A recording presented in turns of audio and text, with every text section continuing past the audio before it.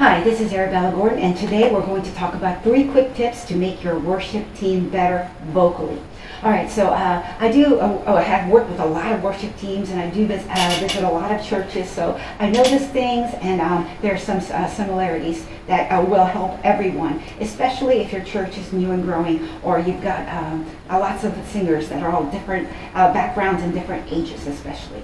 All right, so here's the thing, that all the churches right now, especially every single one that I've been to in the past year, are all doing this one thing. They're all singing songs from Bethel and Elevation and maybe Hillsong still. What that means is you're going to be singing songs that are driven by young people, that are written by young people, and they're sung by young people and expressed by young musicians. So if you want to do these songs that are largely driven by young people and young bands, you're going to want to have a more contemporary sound than a less contemporary sound. So imagine taking a real R&B gospel song or a R&B groovy song, fast song, and singing it as a slow country song. It's going to sound weird. It's not going to fit so well. So if you want to sing these songs, like all the churches are trying to sing these songs, then consider are you having that modern sound? And some quick ways to get modern sound as opposed to not a modern sound. What with choirs and that old-fashioned lots of vibrato kind of singing, with the more modern sound, you probably want to straighten out that vibrato. So number one, straighten out that vibrato. If someone's got a vibrato and someone's got another vibrato, it's not going to sound contemporary. So first of all, straighten out the vibrato. So that's number one.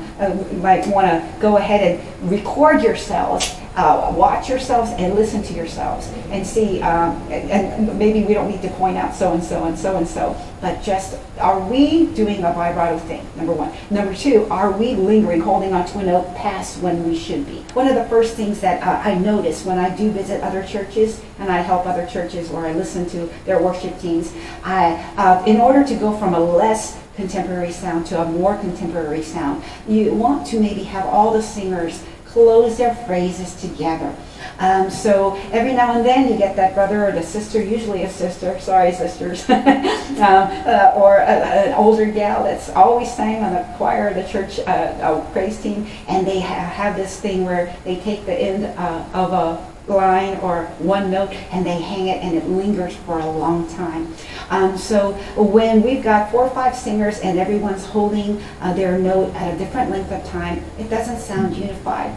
So maybe learn to have maybe a one person lead if you don't have a worship leader or a guide, someone to guide these things.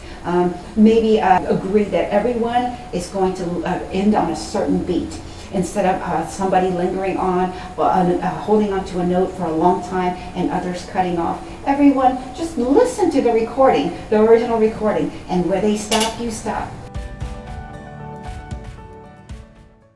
If you have multiple people singing in your team, it might be a good idea to pan them the way a pro band or a choir would group the singers. So in a choir situation, you're going to have the sopranos, you're going to have parts, and they don't take someone who's really high and put one here, one here, one here, and who sings really low, one here, one here. You're going to group all the low, all the high, and that's just how it's done. So they have strength. And almost speaking as one voice in that part.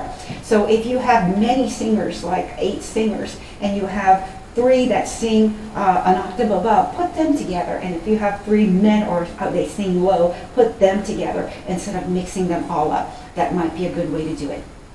Instead of standing next to someone who's singing something totally different and they're constantly looking for something to follow. And at any given time we'll have people that are starting off new to being in a band or singing. So that might be a good way to do things. Put similar voices and similar ranges together when you're putting them on the platform.